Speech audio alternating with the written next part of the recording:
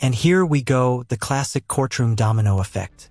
The moment drugs show up in two different places, two different pockets, two different stories. The judge knows someone's about to start pointing fingers.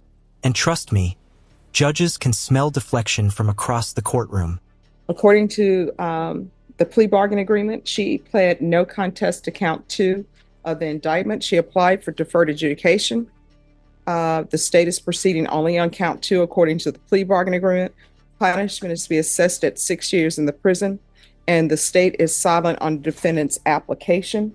The court requested that the defendant's criminal history be provided to the court.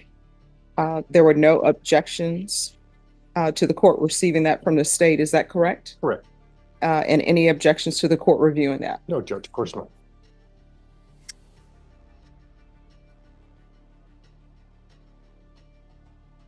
Right. Thank you, state. All right, the state is silent. Is there anything you wish to say on behalf of your client? Judge, of course, Ms. Torres is hoping you'll grant her application for deferred. She's in self-employed cleaning houses. She has several customers that rely on her. She has a few kids. She's just asking for the court to maybe direct her to some outpatient treatment because she believes she needs some help with this problem. And other than that, again, she's just hoping you'll grant her application. All right, you want to raise your right hand for me, please? Do you solemnly swear and affirm the testimony you give will be the truth? And Now watch this shift. This is the humanizing the defendant moment. The defense is painting a picture. A mom, a worker, someone struggling. This isn't manipulation. It's strategy. Because in sentencing, your life story can weigh just as heavily as your charges. nothing but the truth, so help you God? Yes, sir. All right, you can lower your hand, state your name for the record. Missy Torres, Missy Ann Torres. All right, so you're going to get drug tested today. What are the results going to be? They will come back positive. Positive for what? Methamphetamine. All right, so how often are you using meth?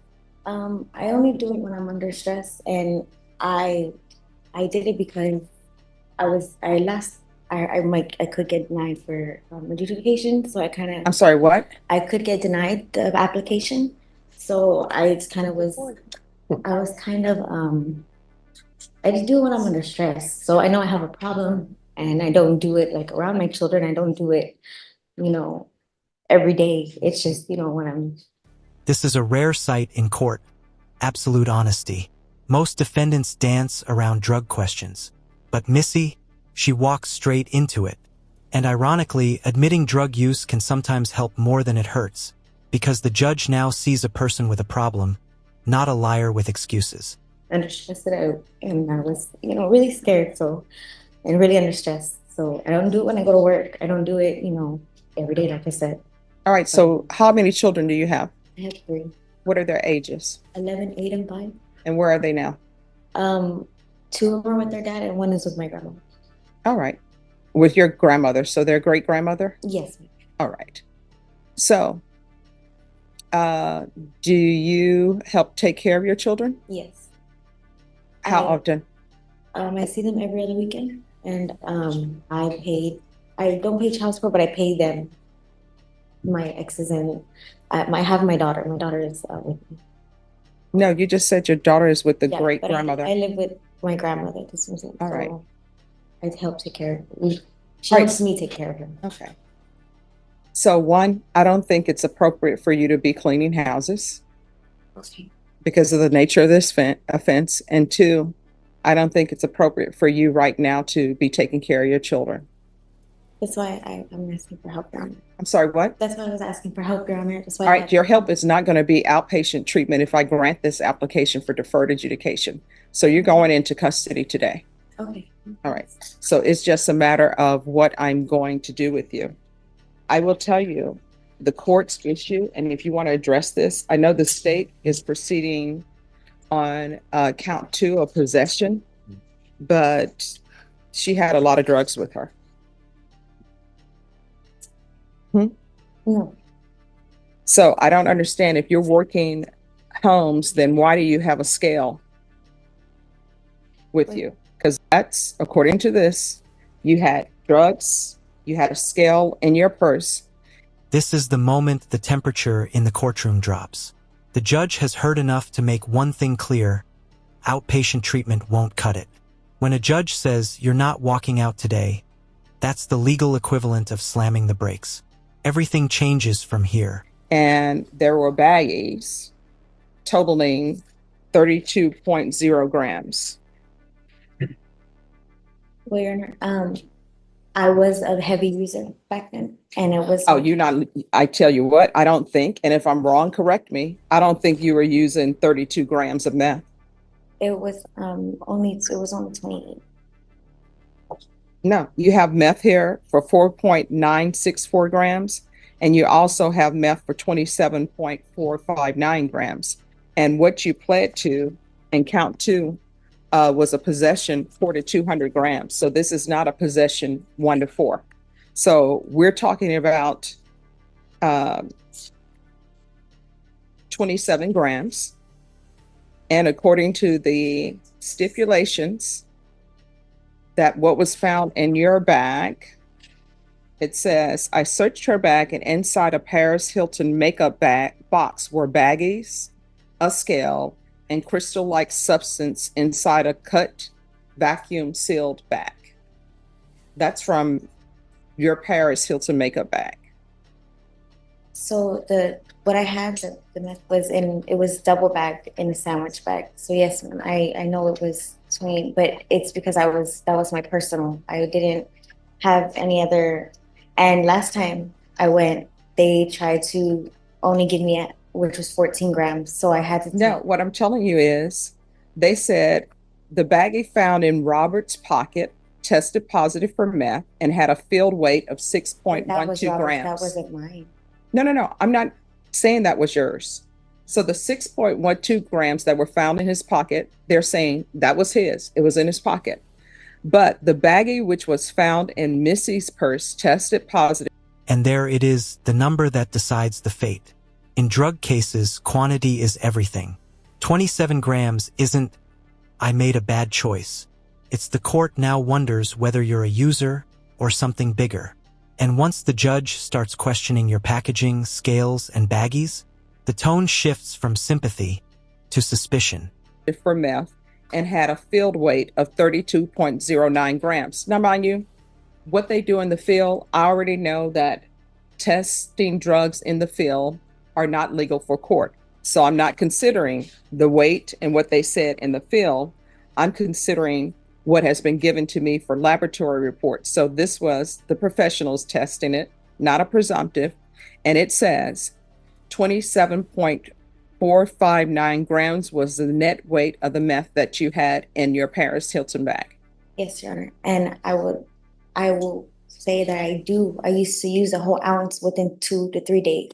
So I was a heavy user. And like I said, they tried to give me half of that the last time. And right now it's going for $250. So if I'm paying $250, I wanted the whole thing. I wanted to make sure. I'm just being honest, and I'm sorry. Excuse me for being.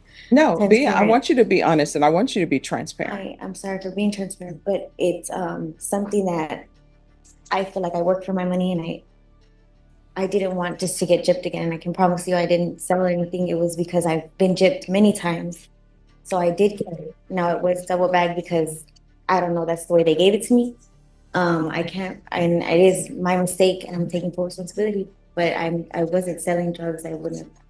I have a job, and back then I was, a heavy user where I would just do it before work, after work, and I didn't have my children in my life. Now I do have my children back in my life, and I'm trying to be a good mom. So I thank you for, giving me an inpatient program.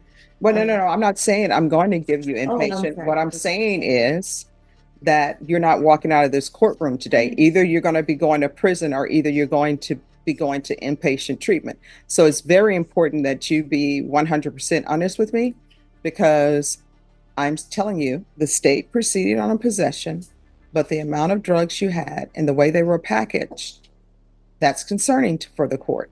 So you're saying that you just bought a bunch of meth and you were saving it up for use? So I would use within 2 to 3 days.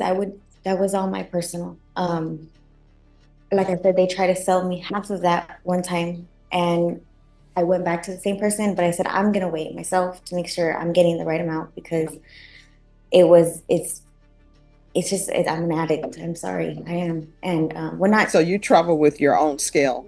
Well, at the time I did, because like I said, I've been gypped, and it's, when you're an addict, that's all you think of, just how to get, make sure you're getting what you need. And honestly, I can see where I made my mistake, but I'm being honest with you. It was my skeleton measure. So my personal, that's it. And I don't know if Robert would tell you that was my personal as well. Like, I mean, I don't want to call him or anything, you can if you want to, but he would tell you that's what I used to pick Oh, no, I'm not going to be calling Robert, because Robert probably has a case of his own. Right. But I'm saying Robert can tell you too.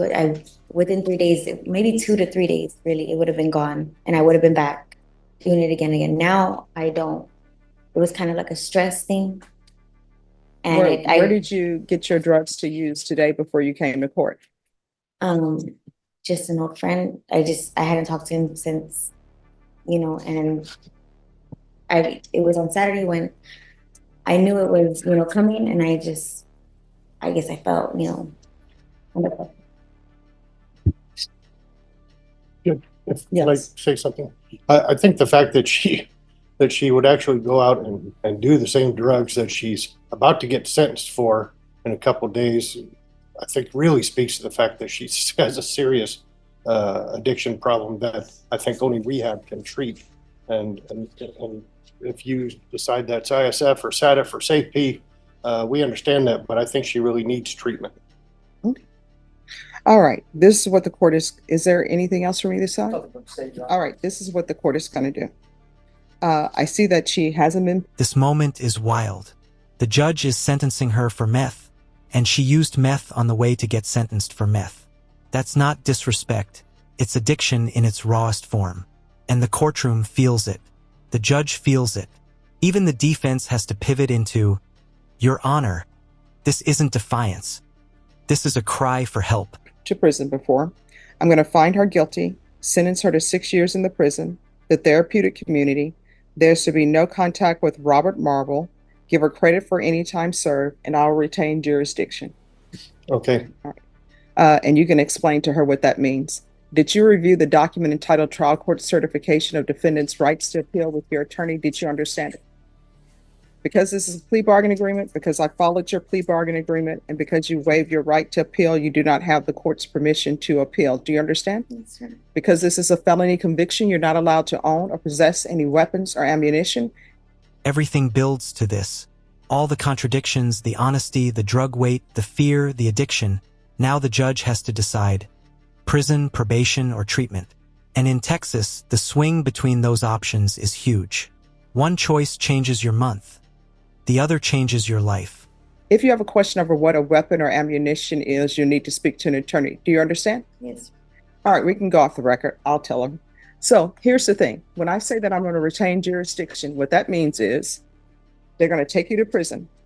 If you're following the rules at the prison, if you are working on yourself, because they have programs at the prison, your attorney can file a motion.